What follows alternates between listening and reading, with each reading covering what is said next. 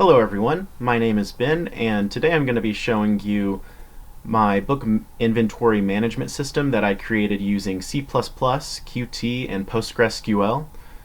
This program started for me writing a separate program that only checked whether or not the ISBN of any book, whether it was 13-digit or 10-digit, was valid or not, and I did that using modular arithmetic. And after I finished that short little program, I decided to find a way to make it applicable in some other program. So I decided to build this inventory system around it, and it was a good way for me to practice PostgreSQL. And it's also pretty useful for me to just keep track of my personal books. So the program consists of 5 separate tabs: search, add, edit, delete, and history. So I'll go ahead and start with the add tab. I'll just demonstrate how it works. So I have a book here called British Kings and Queens, and it was made by Mike Ashley, and the ISBN number, so this is an ISBN 10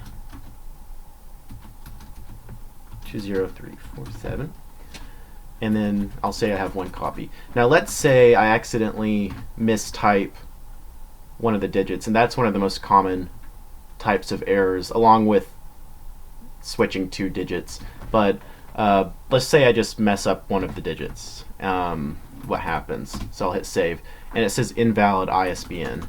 Now I'll go ahead and change it back to how it was, and you can see it saved British Kings and Queens. And if we go to the history tab, you'll see it says that I just added it. And now let's see what happens when we use a separate book called The Secret History by Procopius. The author only has a first name, and it's an ISBN 10-digit or 13-digit. The Secret History, Procopius.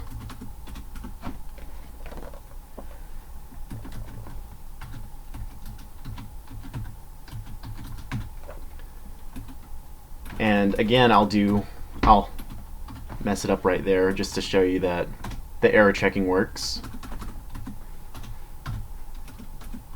And you can see it worked even though the author's last name wasn't there, because there's a lot of older books and text that only have the first name of the author, for example, Homer. And you can see that the history tab picked up that this was added, and the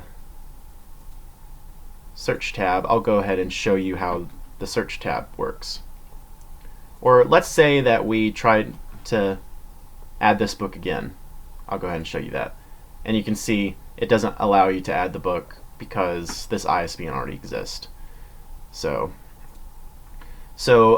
here's the search tab, and there's 3 different ways you can search. This is a combo box, and you can just select how you want to search. I'll do the title search first, and it's not case sensitive, so you don't have to worry about capitalizing. And you can see the secret history popped up, and I'll go ahead and type in British Kings and Queens, and you can see that's in the database as well. So let's try the ISBN search. 9781603841801. And you can see that's Procopius, The Secret History. Now obviously you can't do a last name search for this book, but you can do it for the other book that we entered by Mike Ashley, and it pops up. So let's say we don't like British Kings and Queens by Mike Ashley, and we want to delete it because it's just not as good as we thought it was going to be. So we can just go to the delete tab and put in the ISBN number and then hit search. And if you don't know the ISBN number for a book you want to delete, you just search it by the title or the last name of the author, go to the in the search tab, and then copy the ISBN and then paste it into this field. And as you can see, the title, British Kings and Queens, and then author Mike Ashley copies one. And if you want to delete it, you just hit delete, and it gives you a confirmation message. Now let's see if it's still in the database, and it's not popping up. And if we go back over here and we search, it's gone. And as you can see, the history tab updated, where the action is it's deleted, and here's the delete time, 9:52 at the moment. So I guess the last thing I need to show you, or the last tab I need to show you, is the edit tab. So let me search the secret history.